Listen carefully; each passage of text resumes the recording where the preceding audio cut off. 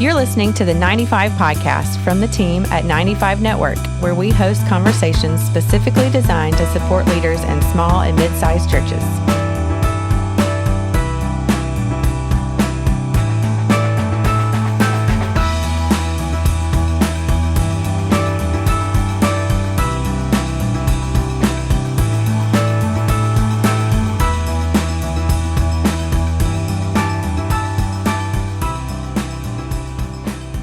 Hey, everybody. Welcome back to the 95 podcast.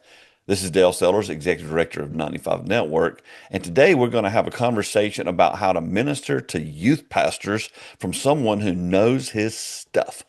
I'm excited about this because I don't think we've done over 300 podcasts, and I don't think we've ever had anybody on who is an authority like Ian is today. So Ian, welcome to the podcast. Thanks, Dale. Thanks for having me. Those are big shoes to fill. Well, I felt, you were Michael told me about you and just really promoted you well. So if you flop, I'm gonna blame him. I pay him well, so let's hope he doesn't. Take a few moments before we get going today, Ian, and kind of give us your story.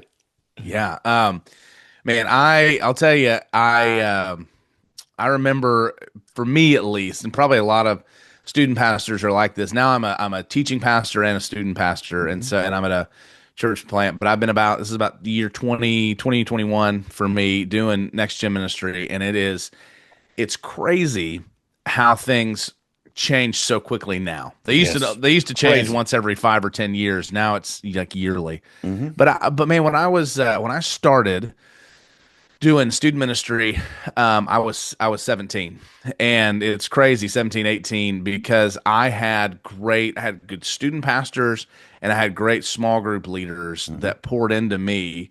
And by the time they were done pouring into me, I think about senior in high school, I said, man, I think I want to start helping students too. Mm-hmm. And so I got approached to lead, and man, I started with middle school kids. The funny thing is, I had seen enough of the church world behind the curtain, like a lot of your listeners have, that I didn't want to be a pastor. That sounded like the worst thing ever. And I loved. Sometimes it is. It is a lot of times. But it's funny because I just didn't want anything to do with that but I knew, because I had great parents, it was not an option if we went to church. And so what you make necessary normally, your kids will develop a love for. And so, which is case in point for sports, right? I don't know if a lot of kids decided they wanted to spend 80 hours a week doing sports, but if their parents make them do it, they love it. Yep. So all that to say, I developed a love for the church. I knew that I'd always be a volunteer. I'd always lead. Teaching is my gift, but I wanted to be a history professor. That was all I wanted to do. And so I went to college. Professor. Yeah, I love history. I'll tell you though, the truth is, I think history, a lot of pastors are bad historians.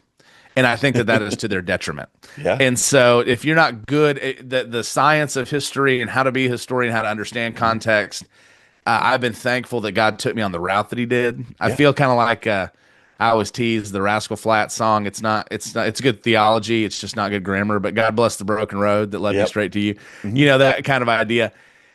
I went and I graduated college in 3 years because I hit it hard. But my dad was like, I'm paying for it. Get done as quick as you can. And I said, okay. And so that's just all I did and went year round. But I got to the last, and I taught student ministry all through that time and did about the work of an intern. I was at church 10 or 20 hours a week. But my last semester in college, we took a class called, what was it? It was just capstone in history. And I remember my advisor, when I'm looking at, man, I want to go into grad school, I want to do more. Mm-hmm. He told us that his thesis was on post-imperialist American Alaska and how Japanese people were treated during World War II in Alaska, which I did not know there were Japanese people in Alaska, really. Mm-hmm. In the 40s. It does, but it had to be so unique. And I love that he did that. I just remember God said, hey, maybe this isn't what you want to do. But I had no idea what I was going to do. Sure. And so I was just like this curveball hit. And then I finally I start going to grad school with a degree that would kind of go any way that I needed it to go.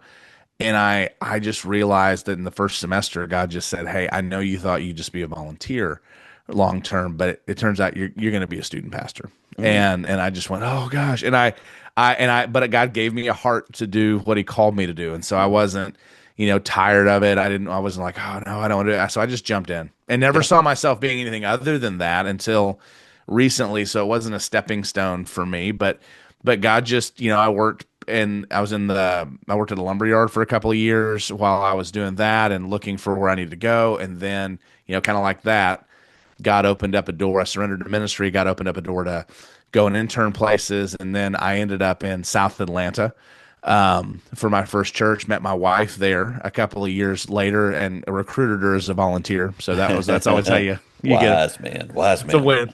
So she, we've been married about 10 years now. And so we went to South Atlanta, and one of the things that I saw in this church, and it was Noonan, Georgia, I saw a lot of really unhealthy things. I saw a lot of toxicity behind the curtain and it wasn't just, I had seen bad stuff.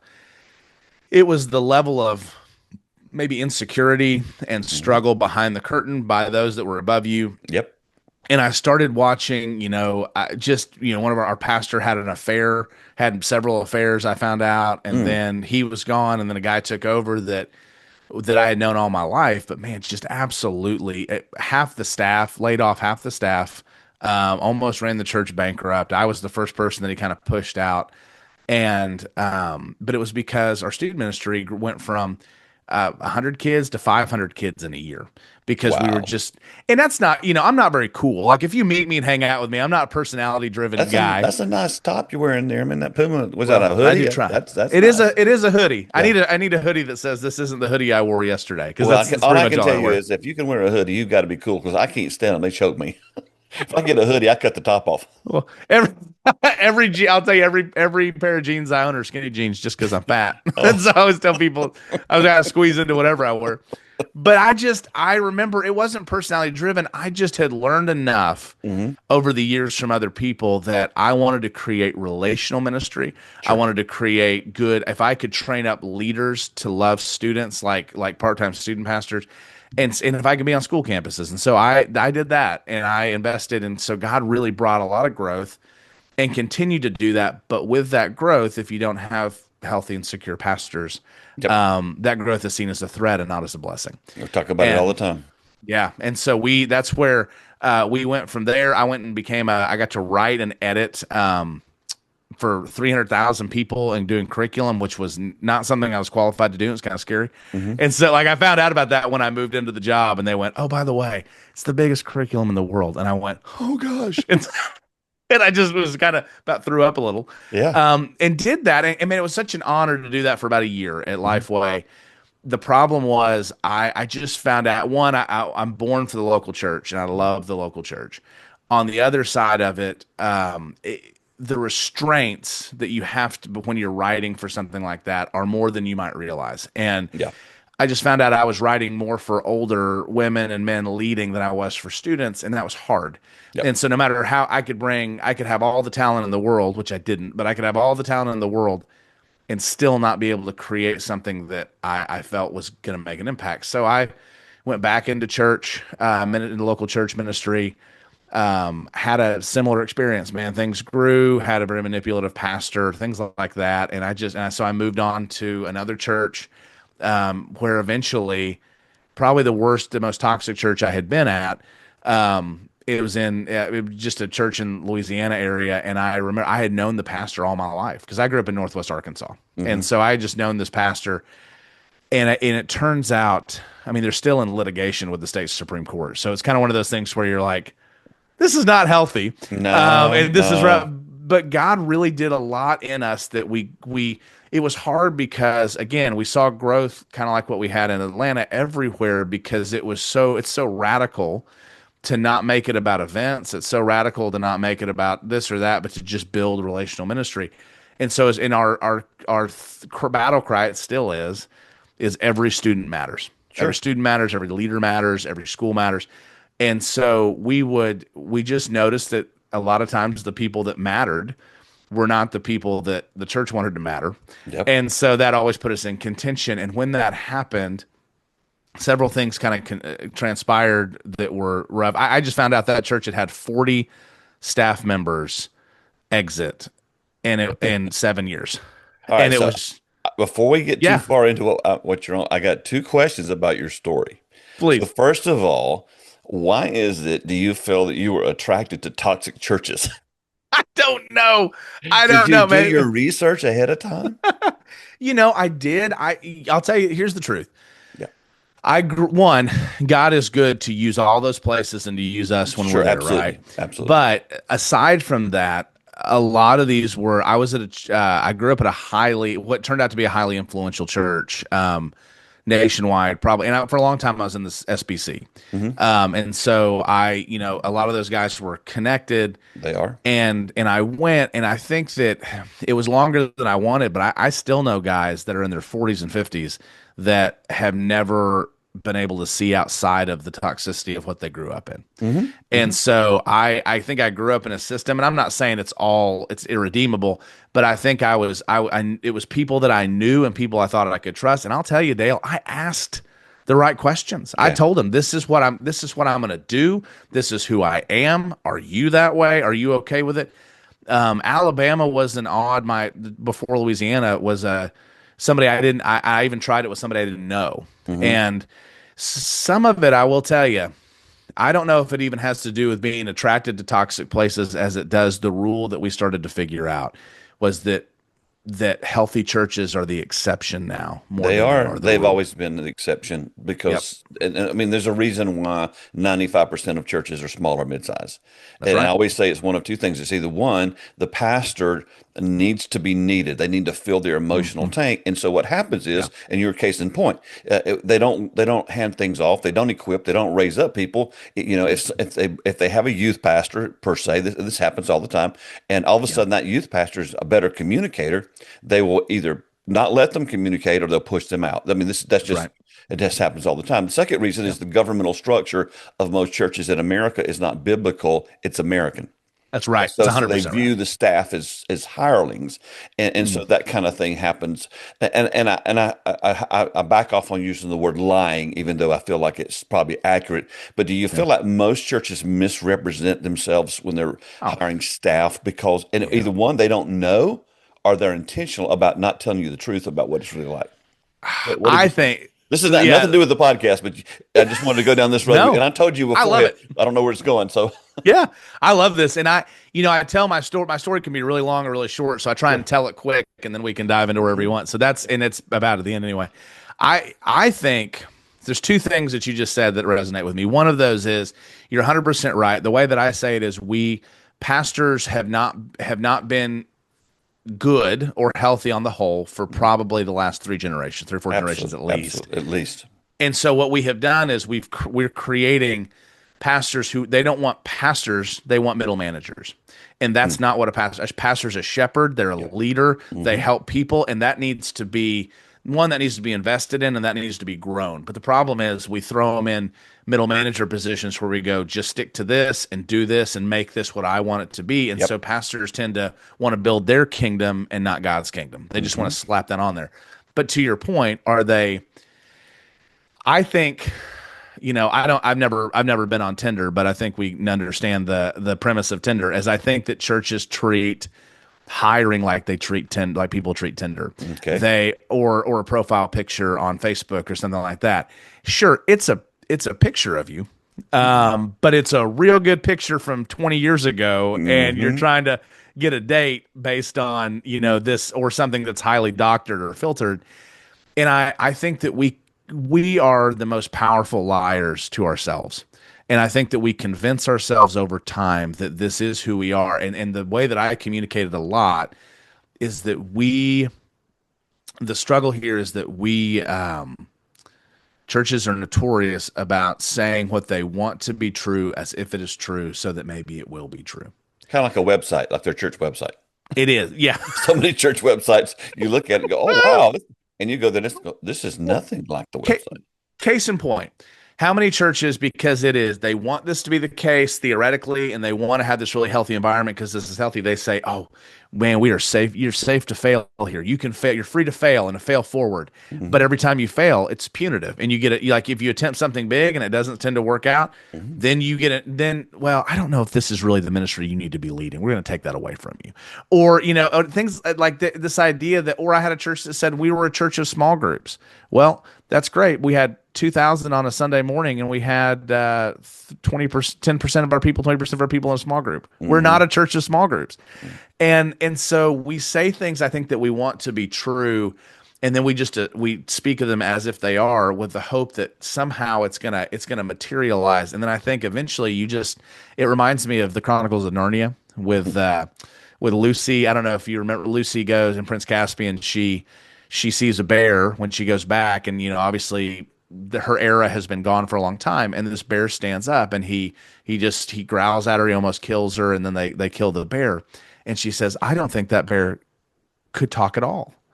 And the dwarf looks at her and says, if you treat a dumb animal like a dumb animal long enough, it becomes one.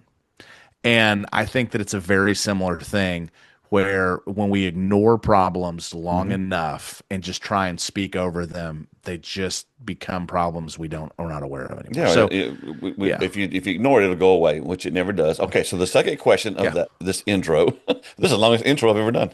Oh, there we go. Did you go get counseling or work? How did you work through? Because you had three, at least I know, three toxic things that you've been through. Yes, all three places. I started going to counseling and had to hide it from one church, Sure. from my first church, and that was, you almost have to date counselors too a little bit, and you have to decide, do I have a good counselor or one that just goes, just pray more? The truth is we're complex creatures that God made, and so I think I had 4 counselors, and I'm a huge fan of like cognitive behavioral therapy. I'm a huge fan of results-driven therapy, not, I just do it for the rest of my life therapy. And so I had a great guy that helped some of that Atlanta church. Some of what happened was, in that pastor's insecurity, he put a staff member underneath a board member and told me, then this guy had a bone to pick with me because he was mad that I didn't come to him and ask him questions all the time. Mm-hmm. And it's just like, why would I do that? I don't know. It's not germane to anything I'm doing. And that guy looked at me right after our pastor had an affair. And I was the only one that could say, I love him. I love what he did. As a pastor, I hate that he's now become a reason that you shouldn't isolate yourself. Like it's a very important lesson. And everybody else just wanted to badmouth it. And I don't think you can do that as a pastor. And so he pulled me aside and said, I just want you to know I'm meeting with you because you're a problem, because you have the same character as our pastor, and because you're going to have an affair one day too if you don't listen to me. And I was 23, 24 at the time. Were you married yet? Sorry, 25, not married, 25, engaged. Yeah. And it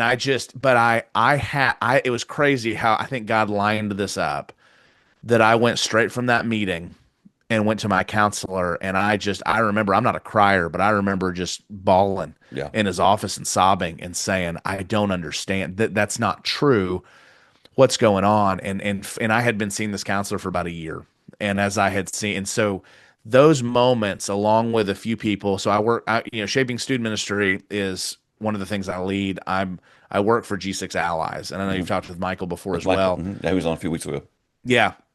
And so, Michael, we have the same mission, no matter who it is that we would be allies for pastors. And that kind of looks different depending on the type of ministry. But I had allies in my life. Part of what drew me to work with allies is that I had people I could call and say, I know you'll be honest with me. Help me understand what's going on. Yeah. And so, I've seen counselors, even up until being in a healthy place, that I've seen when I needed to see them and been long-term with them. Well, I didn't know the answer to that question. I thought I knew the answer because you seem like you're doing great today. And I'm going, there's no way you go through what you went through without going and getting help. And one of the cool things that is happening on this side of the pandemic is more pastors are reaching out for help. How's your wife? Oh man, she's good. And you know where I'm coming from with that. She went through it with you. You're 100% right. Yeah. Here's what's crazy. So we started our 3rd year of marriage. There was a tragedy in her family that kind of put a strain on everybody. And I'm thankful that before that, we just knew statistically I was doing marriage counseling, premarital counseling for weddings before I was married. So you already tell you that's awkward. Yeah. But year 3 is the hardest year, statistically, one of the hardest years you go through. And so we just decided to do marriage counseling year 3. Just, hey, just be smart. It's going to be tough. And 2 months after we started that, we went through just a horrible moment. And the crazy thing was, we got married. I got pushed out of that church in Atlanta. And we were in Alabama when all that tragedy happened, but I got pushed out of the church in Atlanta, and was told I was going to get married in 4 weeks. I was told I wouldn't have a job in 5, or that we just need to part ways. And what I should have done is just said, you're going to have to fire me, because then they wouldn't have fired me, because they couldn't. I had too much pull. Yeah. And I hadn't done anything wrong. But in the midst of that, that was how we started our marriage. That was a good question I asked, wasn't it? It was a good question. That was hard. And in fact, I'm 36 now. My wife is 32, and we have a 3.5-year-old as our oldest child. When does this air, by the way? Will we? Are you a couple weeks? Mm-hmm. Oh, good. Well, then our second one's on the way. Okay. And so, but it'll be announced by then. So all that to say, we have 2 on the way, and I'm late for having kids, kind of because of a lot of the stuff we went through, and just like, is this church going to work out? I don't know if I want to set roots down now, but for Hannah, she really owned a lot of that when we got here. And it manifested in every way because of some family tragedy. Because of that, it was a struggle for her, a lot of it. And I didn't realize how much she felt that I felt. Like, she felt it harder than I did. And I think it was probably better to be me in some of that, because I at least felt like I had some agency over it. But at the same time, I think she went through just getting beat to hell, it seemed like, for 4 or 5 or 6 years straight. And so, yeah, I think it affected, but she's doing much better now. She actually serves with our serves pastors' wives with Michael's wife, Whitney. Okay. I was getting ready to mention that you're with Michael at G6 Allies. Michael obviously was there. And then in a few weeks, we're going to have Whitney on the podcast. Oh, very good. Specifically, she's got a new book coming out about pastors' wives, but specifically to talk about this subject, because it just, as hard as it is for us, and so many of our pastors listening right now have been through the same stuff you've been through. I've been through it. I had some very difficult situations of pastors that I worked for over the years. And again, I've been doing this 43 years. Yeah. But there's just such little ministry out there for our wives, or you may be a ministry and you're a female, and there's not ministry for your husband. It's just when you're the spouse of someone in ministry, we get the snot beat out of us, and they carry that, and then we work it out, and then they're not. So, nobody works through it with them. That you just move on, and it's tough. It's tough. It was tough on me. I had heart surgery at 53. I had quadruple bypass surgery because I had a widowmaker that my surgeon said basically happened because of the stress of ministry. Yeah. And so I internalized everything. I was trying to protect my family, protect my wife, protect my 3 daughters, because I wanted my kids to grow up loving Jesus and loving the church. But it was a difficult time. And so that's why I ask you those things, because when you hear the stories, sometimes it gets glossed over what the long-term effects it has, which I think somewhat leads to what you're doing now with shaping student ministry. So kind of tell us a little bit about this ministry.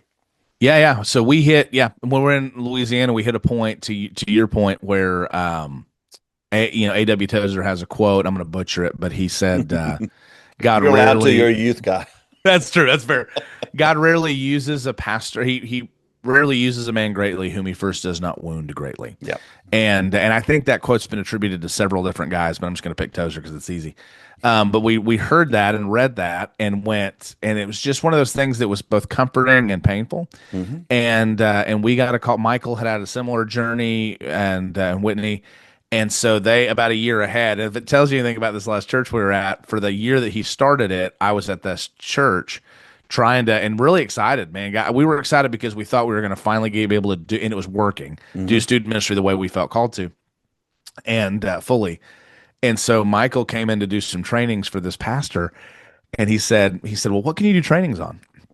And Michael said, man, I can train you on how to give away influence and how to raise up leaders and multiply what you're doing. And he literally said, I don't think I want to do that. Do you have something else? And like if that tells you anything about that environment. And so we just we had hit our I got I can't really repeat the words on the podcast, but the final straw for me was when I got called by this pastor because I told him, if this is where we're going, I can't really work here anymore, but I respect you enough to tell you that ahead of time, and let's just transition, and I'll let you do what you want to do. And he essentially said things that I can't repeat about me, and then just told me I was so talented but I just cut my nose off to spite my face. And I walked into the house and I looked at Hannah and I said, I think it's time to go. I don't think we're going to be able to do anything here. And she went, well, you're about 2 months behind me. She goes, I've been waiting for you to get it. That worked out good. So here, listen to this. Let's take a short break, and then we come back. I want to dive into what you're doing today as far as the ministry goes. Absolutely. So short break. Be right back with Ian. Back with Ian, whose wife just let him know, hey, bud, you're behind. It's time to go. So she did, and we started working with G6 allies, and in the midst of that, here's kind of the heart of it was we wanted to be we do fundraise, but we wanted to be fundraiser based because we're also a church plant that's connected to that, who has a heart, who they've come through pain. And the heart of G6 is to be Galatians 6:2, to be allies to pastors and their wives, and to be burden bearers of burden bearers. Now, in doing that, we thought, like, I'm not a great fundraiser. I'm more of a business person, entrepreneurial person, and pastor, which has helped me doing ministry. The struggle is, it's just when you go from almost 6 figures doing student ministry to, I don't know how I'm going to pay my next bill. And sometimes even struggling with that, you start something new, it's hard. And so we started just G6 alone, and we thought, surely people are going to want to give to this. They're going to want healthy pastors. They don't. You have discovered. I asked Michael that question. Some do. This is just not. It's not glamorous. And here's the big thing. Most people who have the ability to give don't understand how bad it is. Yeah. Most common people, most church members, even most board members do not understand how emotionally, mentally broken their pastor is. And that's why I'm a big advocate for counseling and getting help. And here's the deal, I thought about this when you said you told your pastor that, this, if you're going in this direction, I probably need to. Usually you can't do that because they'll fire you. I had that happen. It kind of headed that way. Like I think I stopped it before it headed that way. I was working with a pastor helping do a plant a church, and I just told him, I said, I don't see your vision, and so I don't really think I'm going to be with you long term. And he said, well, turn in your keys. I mean, in the moment, just turn in your keys. I'm like, and so I'm serving and helping to reach all these young people, and I didn't get to tell them, I didn't get to say bye. My one of our that first church. Yeah, well, that first church, he told me, I said, can I preach at least my last Wednesday? Can I just preach to him? And he said, yeah, let's just not try to make this. Let's just not make it an emotional thing. Let's make it about Jesus. And the way that they would just weaponize Jesus, and that is, I think I've struggled with, and this is what I want to help with, and I want to be better at this. So I'm speaking from a place of weakness. Is there are just not very many churches and pastors that are like Jesus anymore. And like, it's just when you look at Christ and then you look at least the pastors we see, I think that there's a real sad thing that 95% of churches and pastors are doing everything they can do. And so when they struggle, they're struggling because they're doing their best to do what God's called them to do. There's another 2 to 5% there that it's pretty sketchy how they got to where they get. They have to I left that megachurch world because I had to constantly be asked to compromise. That's why I got into places and couldn't last, just because I refused to do those things. There's a corporate mindset, and many, not all, but many megachurches, there's a corporate mindset that you are just a means to an end. One of the mistakes that we've made in the church world is that people exist to help me fulfill my vision.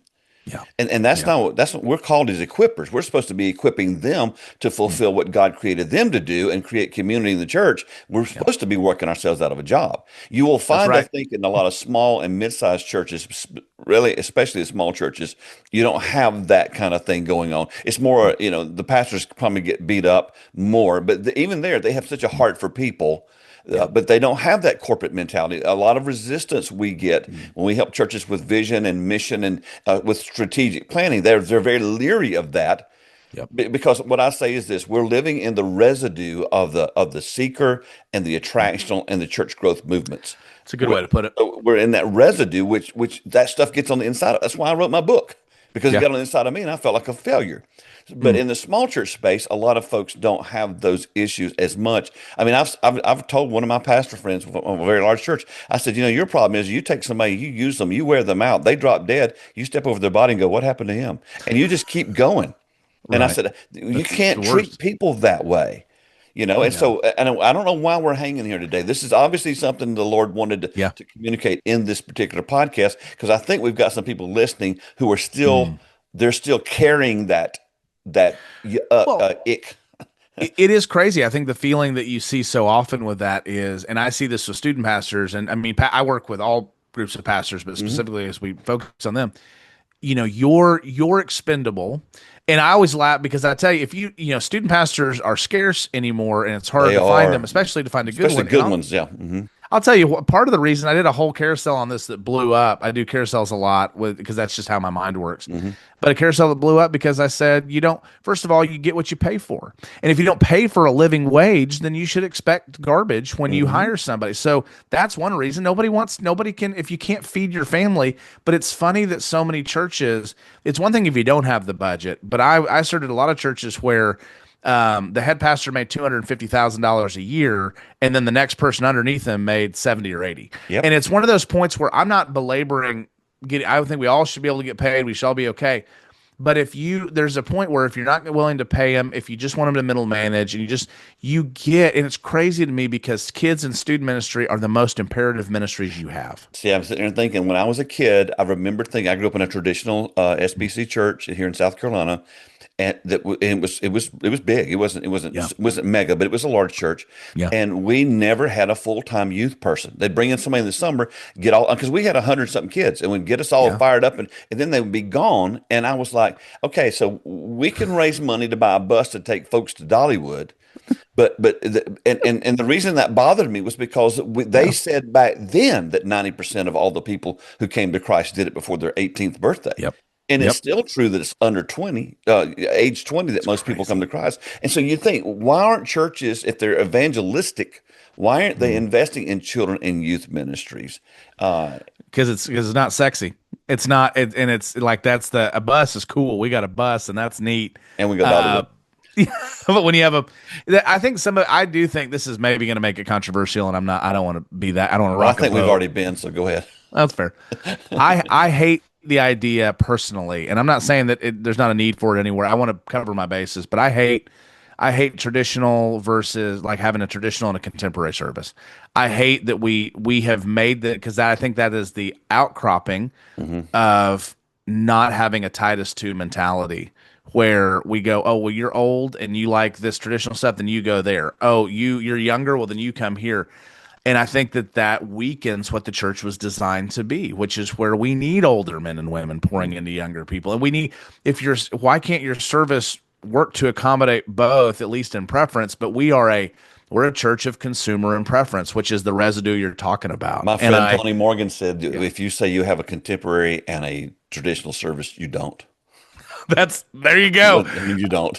I 100% agree. Well, and so maybe that gets to what we do. I'd encourage you to go back and listen to Michael's with Allies, so he can explain all of Allies. But what we noticed is we were building a business model that was both appropriate for budgets, but also could help us continue to do the mission, because that was kind of the point, is most people just don't want to give to ministry, and we're so thankful for the people that do. Yeah, and absolutely. so, but we wanted to create something. One, we have the experience, we have the caliber for building resources and knowing how to do that. So we thought, well, why don't we put that to work? And as we went, we started about 3 years ago. Essentially, it's a division called Shaping Student Ministry, and so we have how you reach and help be an ally to pastors. I think it really changes depending on what specialty they're in. And so for student pastors, one thing you can't get away from is curriculum, like helping them with curriculum and doing good stuff. And so I have a really great friend. His name's John Oliver. He kind of partners in all of it with me. He doesn't work for G6 Allies for years. He just did it with me because we were doing ministry kind of together, and I work from home, which is the worst thing ever for a highly social person. And so we would literally FaceTime during COVID. We would FaceTime and still do, and just work on stuff separately while talking like we were in an office. And so like that's just kind of he's just my best friend. You're next level than me. Well, we were just like, man, we got to do this. So, and I'm always on the phone with guys, but here's what shaping student ministry is. It is, we believe that every student pastor needs healthy community. They need great tools and resources, and they need a place that absolutely is not just the community, but a place to get coaching, sounding board, investment. But we also know that they don't have much of a budget, so they need all of that in a way that they can financially take care of. The other side of it is for all of these pastors, the 95%, a lot of them don't maybe have the budget for a student pastor. We do really well with head pastors that are single pastor churches or guys that are doing this and student ministry because it's essentially, yeah. Well, and so many do. We had several guys at the SBC when we're interdenominational, so we work across the board. But we just show up at the SBC because it's such a big gathering of pastors. And when we went, I did more because that's not a student ministry focused event. I connected so many pastors to what we do because it was just them. And they said, I'm the only one here. And so what we do is we have at the very most, I hate this idea of like gold, silver, platinum memberships where like if you got more money, you deserve more. The only thing we do is call it an all access pass, and we bundle everything we do and make it cheaper than piecemealing it because everything else is piecemealed. And so our heart was, how do we give every church, the 95% of churches, the excellence that we want to provide and the health? So because the deal is if we can give you great tools, guidance, coaching, and curriculum, that helps free you up. And then we give you a community that is helping you be healthy and investing in you. So like just in the last 8 months, we have 4 pastors who are in cohorts with us that have told us, I would have quit ministry had I not had this group of people. That's awesome. And for us, that's the win because not every guy has allies around him, and not every guy had parents that kind of taught him it doesn't matter what people call you, it matters who calls you. That's kind of our heart. And so we do this deal for $27 a month. Which is, I mean, that's less than you're paying for Dunkin' Donuts coffee a month, probably. Like to keep and better for you. 100%. And so I am on my second cup today. But all that to say, $27 a month. We bring you into a community where whether you're a head pastor, student pastor, volunteer leader. Let me ask you this question as you're telling this. So if I was one of those guys that met you, can I have that training for someone I'm raising up? Absolutely. Okay, one of my volunteers. Okay, absolutely. Well, no, that's great. And it's and you can even, if you go to the shapingstudentministry.com, you can just do a 2-week trial and see it all. And so when you jump in and you have a community, and we're getting everybody. We actually onboarded platforms 2 weeks ago and changed platforms so that it would be better. And I'm already hearing from guys like, I love this so much more. So they were already bought in. Now they're more bought in. And so it's just like a message board. And what it is it's almost like Facebook minus the kicks and jabs because you need to feel special in life, like because your parents didn't hug you, kind of a thing. Like I feel like that's most ministry groups. It's like, I got guys, off Facebook. I know it. It's where I do most of our connections with people now, though. But it's funny because so many groups, it's just like, hey guys, struggling with this is going on, and somebody like several trolls are like, this is my moment, and they jump in. So we have all of the beauty of being able to connect, email. Like we want you to connect outside of our network. So like you can just connect with guys and girls that are doing student ministry and be able to say, hey, pray for me. Hey, I need an idea. Then we've got this curriculum, 2 to 3 years worth, and it's always being added to. But here's what's beautiful about it. The older I get, and I'm not even that old, but the older I get, the way that student ministry changes, the more I feel, as much as I'm all about principles over methods, I still struggle to connect with students like I need to. In fact, my heart is student pastors more than it's students anymore. So here's one of the things student pastors deal with. Oh, dang. We recognized this when I was pastoring. When you start out, you're usually in your 20s. Yep. You start aging, but they don't.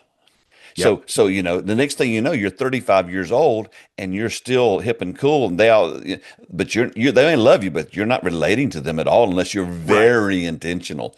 I noticed that I grew in Alabama when I started thinking teaching pastor, lead pastor is more of what God had for me now. It's because I grew with the generation I started with. Yes, that's what happens. Yeah, it makes sense. And so I still do. And I don't, I still travel all over the country and preach to students, and I do, and I'm effective and I do well with that, but it's a different type of thing than being week to week with them than it is to come and I have preach a dear friend named Clayton King who just celebrated 30 I know years. Clayton. He just did 30 years of celebration this past Saturday. I was with him Yeah. celebrating 30 years of Crossroads. He's one of the exceptions. Now, the thing about Clayton, he's not a youth pastor, he's an evangelist, but he understands how to continue to innovate and change to meet kids where they are, and because there's so much more involved in reaching young people than just being able to communicate on their level. But he's one of the exceptions that I've seen to be able to pull that off, but most folks can't. They can't, but I've appreciated that Clayton has added, he builds up other speakers around in his ministry. And so I think that's just healthy, and that model fits whether it's local church or parachurch. And that's kind of, to your point, that's what we're doing, where these guys that we work with, if you're in a cohort with us, and I can explain those in a minute, but if you're at a cohort level, we actually create your curriculum with you, and we bring it up to that standard. And we've got guys going, I'm 8 weeks ahead on a series I created. I've never been 8 weeks ahead before. Especially in the small church space. We're usually, absolutely. If we can get 8 minutes ahead, we feel good. That's 100% right. And it was this, so all of our series are written by practitioners, but they're brought into a level of excellence by those that are seasoned to do it well. That's good. And then the other side of it is, it's always, so if you are the head pastor out there and you don't have a student pastor yet, or you have a volunteer leading it, you know that what you're giving people isn't something you came up with that you hope sticks. It's actually good, proven stuff. The other side of it is, on that curriculum, I develop a system after working with Lifeway and working with other places and seeing what did work and didn't work. We have a system of writing that stays the same no matter what series we're doing. And it is, we call it linear session prep, but you never run into what's curriculum fatigue. And I think a lot of pastors don't realize, when you keep changing companies and organizations and stuff all the time, people get fatigued because they got to figure out how to reteach it. So everything that we do is the same. It's a better system, in my opinion. We write it, and so that no matter how different the series looks, the leader guide is the same. That's good. So they get 2 to 3. I think by January there's going to be 5 to 6 years worth of curriculum on there that they can use. And so all of that, they get all the short-term stuff. We have a game maker who makes no prep games that we partner with, Stephen Bell at Game Zoo, excellent stuff. And then we have really practical resources on their tools. Everything from a new believers book, which people don't make anymore, that's tailored for a 12 to 18-year-old, that's not 80 pages. Like I saw this advertised the other day. They were like, hey, for your 6th grader, here's a 60-page new believers guide. And I went, yeah, they're getting through half a page of that. And so we just, all that kind of stuff, all the way to leadership documents, ministry documents. We have a lot of great partners, one of which is a Facebook group called Youth Pastor Central. We just partnered with them, and they've got 10,000 pastors, almost 10,000 in that group of student ministry professionals. And in the midst of that's we're partnering with them. So now we've got even further reach on. We have 3 or 4 podcasts that are launching on our network in the next 6 months. We've got the ability to do these live trainings and connections, and so everything we're doing is designed to help every church where they're at, and it's incredibly low cost. And it all works whether you have a full-time or part-time or even a youth pastor at all. Even if you're whether you're a head pastor or you have a volunteer. The cool thing about it is this too. We have so our whole goal, if you get nothing out of what I'm talking about and you want to check it out, I would tell you this: we're creating the tools we wish we had 15 years ago. Yep. And so touch points is another thing that you get in that $27, where we created a year's worth of communication templates that are good and solid And it is like for parents, we have an 8 to 12 sentence email that you get every week for 52 weeks without fail, and you can edit it however you want to and send it out. We have text prompts for students that drive discussion, and we have leader emails. And so all you have to do for $27 a month, you never have to write another email again. Alone is worth it. That's so And good. so yeah, that's our heart. And so that is, we do that. We also have, and so one of the things I want to challenge pastors that have student pastors for is invest in them. Like, here's how I think it's crazy. I think that we so often with student ministry specifically, and I think a lot of guys probably that are listening were student pastors at one point like us. Yeah. And it's this idea where I may give you a small budget or nothing and tell you you need to develop yourself, but I'm not actually developing them or giving them things to develop them. And then the problem is when they do something wrong, I hold them to a standard as if I was developing them. Yeah.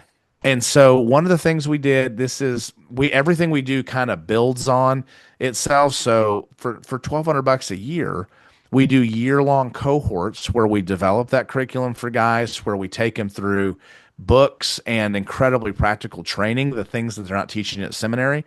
And they get all the stuff I just mentioned for the $27 in that, but then they get a personal group of 10, no more than 10 other student pastors across the country. And we have guys from Alaska to New England to Texas that are helping each other grow and do that. And that's such a minimal investment. Yeah. It's less than $100 a month. And then on the other side of it, I think the worst thing, the stats came out recent in the last few years that the biggest thing that pastors struggle with is volunteer development. Of course, it's always been. And they don't know how, and they say, I don't know how to do my volunteers. Well, that was what we excelled at when we did student ministry or ministry in general. And so we have, like, when I talk about this, the cohort gets you all that stuff I just talked about. The only two separate things we do is we have a year-long curriculum that takes you, called Lines, that takes students from Genesis to Revelation and shows Jesus in the middle of it. That's $500 a year. And that's it to do all that for a year. On the other side of it, we have we call it SSM teams. And Michael and I developed this because Michael has read 10,000 books. We tallied this in the last 20 years. It's stupid. I don't even understand it. I don't know how anybody can do that.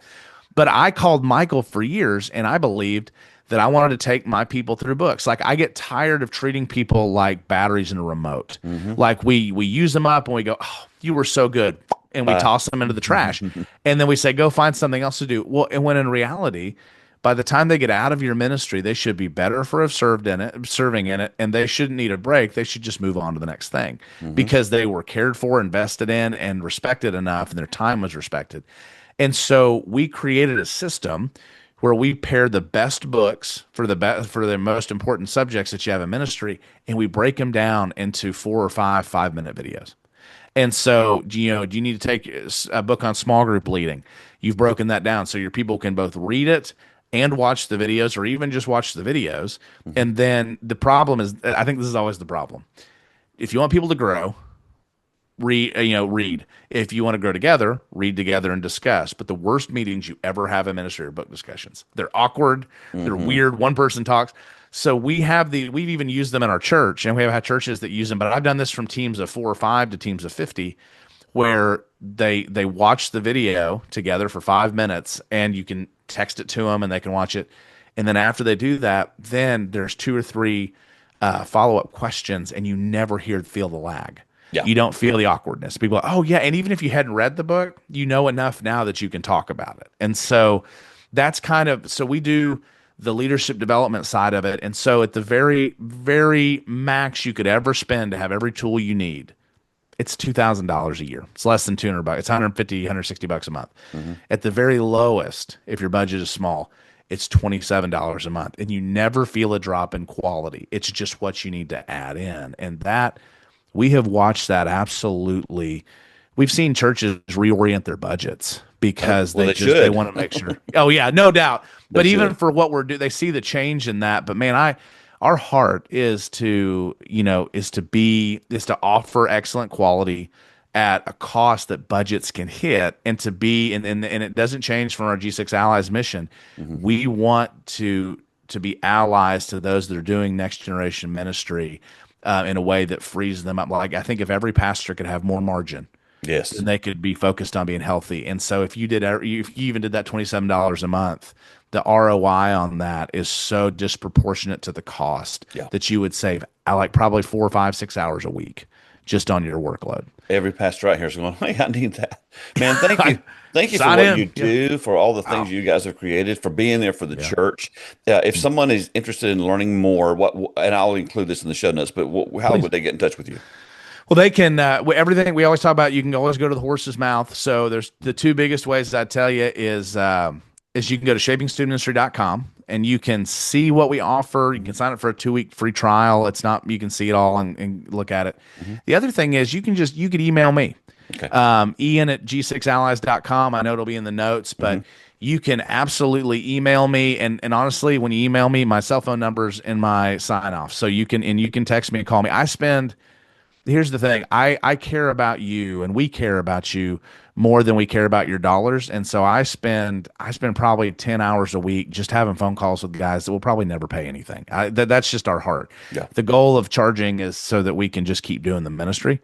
And so I would love for you to reach out to me personally. I'd love for you to sign in and try us out and see how we can help you. And I always make this claim and this agreement. When you sign in, before you just leave, and if you see something that makes you want to leave or we don't have something, just reach out and talk to me about it, because if you have a need that we're not meeting, odds are other people do. Yep. And we want to create the tool you need to fix it. That's how we get better. We always call it personal, powerful, and practical. And so if there's a way that we can help you personally and it can be a powerful tool that's very practical, we want to do it. And so shapingstudentministry.com and absolutely email me and let me know how we can serve you. I love what you guys are doing. My conversation with Michael was awesome. This one has been awesome. And we just want to help pastors, and we know the load is heavy. And so again, we are a connecting point as well. That's one of our core values, is connecting. Yeah. So we'll have all that in the show notes. Thank you so much for taking the time to join me today, man. It's been awesome. Yeah. Thanks for having me. Thanks for giving a voice to other ministries as well, doing it. I don't think that gets spoken of enough by guests and people, but it absolutely means the world to us. And so thank you for even having us on here. Thanks for listening to the 95 Podcast. We look forward to sharing another episode with you next week. In the meantime, visit our website at 95network.org. The website is loaded with great resources created for small and mid-sized church leaders. Until next time, have a great week.